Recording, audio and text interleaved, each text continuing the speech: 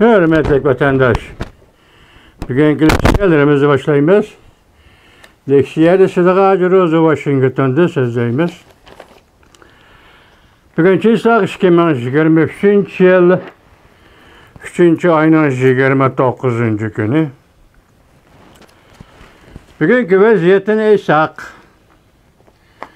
Amerika Qo'shma Shtatlarının Devlet Mahkemesi bayanat e'lon qilib, yaqinda o'ttirg'i chiqqan qoida bo'yicha, masalan, Rossiyaniki prezident Vladimir Putinni sotlash uchun yangidan favqulodda bir sot kollegiyasi tashkillash.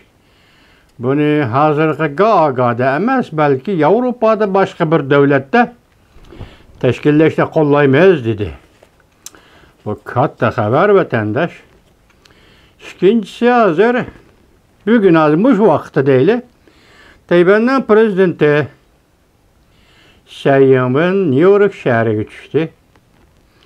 Bunun da 2 gün burun mesela 26. 27. günü Tayvan Kuomintang Partisi'nin sabık prezidenti Ma Ying-jeou Şanghay'a geçti. Karşılaşlar yandı, Şenhuaş'a neme dep ataşını bilmedi. O adam, o prezidentin yüzü hazır Jungo, Tayvan boğuzu oturusu buluvatkan siyasetlerden kılç haberi yok. Ama şimdi bir adam iken şuna külkü çakçak yakın meskhırının içinde kalıp kaldı.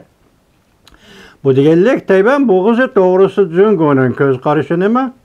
Tayvan'ın göz karışını mı? Bu doğru enak göz karışı yok ki. Mana shunday kishilar Tayvanga prezident bo'ldi ekan, davlatga rais bo'ldi ekan. Vatandoshlar xuddi tarixdagi yoyishkaylarning hammasi shunday qildi. Endi vaziyat shu anda, masalan, Ma Ying-jeou Jungo'da, hozir Sayyan Amerikada, New York shahrida. Bu to'g'rida Jungo tarafdan nima deganligini to'yanda anglaymiz. Ondan keyin bugun sizlarga yana so'zlaydigan ikki qisqa xabarlarimiz, unda rasmiy xabarga ko'chamiz vatandosh. Avval bu xabarni anglataylik.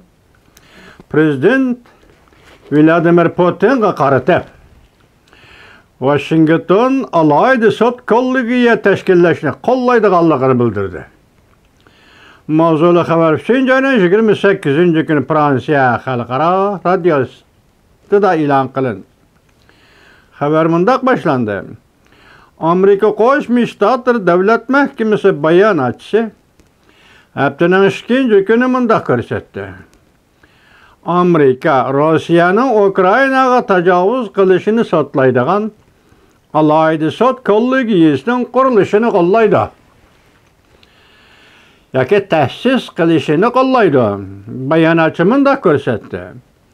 Amerika maxsus Rossiyaning Ukrainaga tajovuz qilishini sotlaydigan alayda sot kollegiyasi ta'sis qilishni qo'llaydi.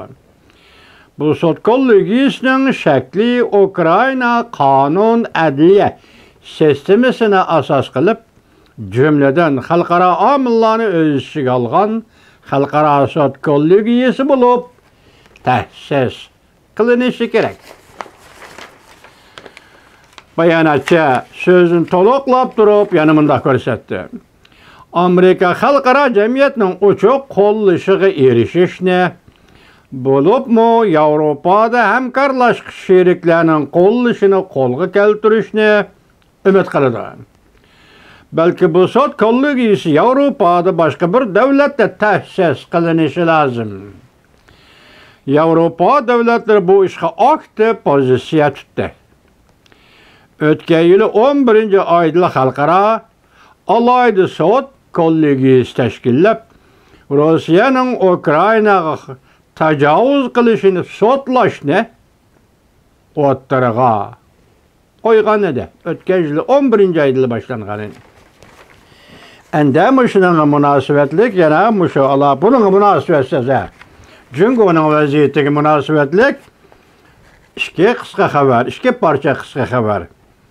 Birinchi, TikTok, to'rbetda TikTok deydigan Xitoyning bir kashfiyoti bor ekan-ku, ha. Cungucha yağaç at helisi mi?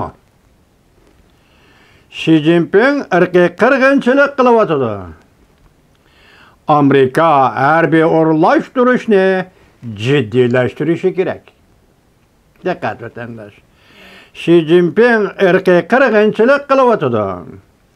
Amerika harbiy o'rlashtirishni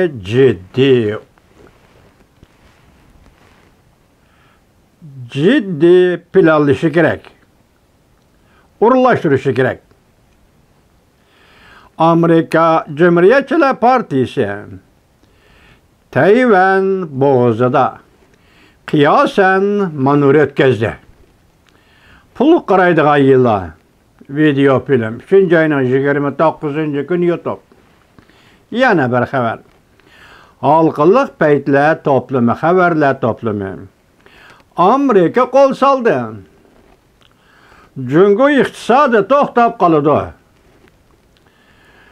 Qamal qilish qo'yib etilgandan keyin necha 100 milliard dollar qaytib kelmadi. Masalan, Jungoda savdo qilayotgan, Jungoda shirkat qurgan chet el shirkatlari qartilgan gap bu. Masalan, qamal qilishni eshib o'tgan holatdami?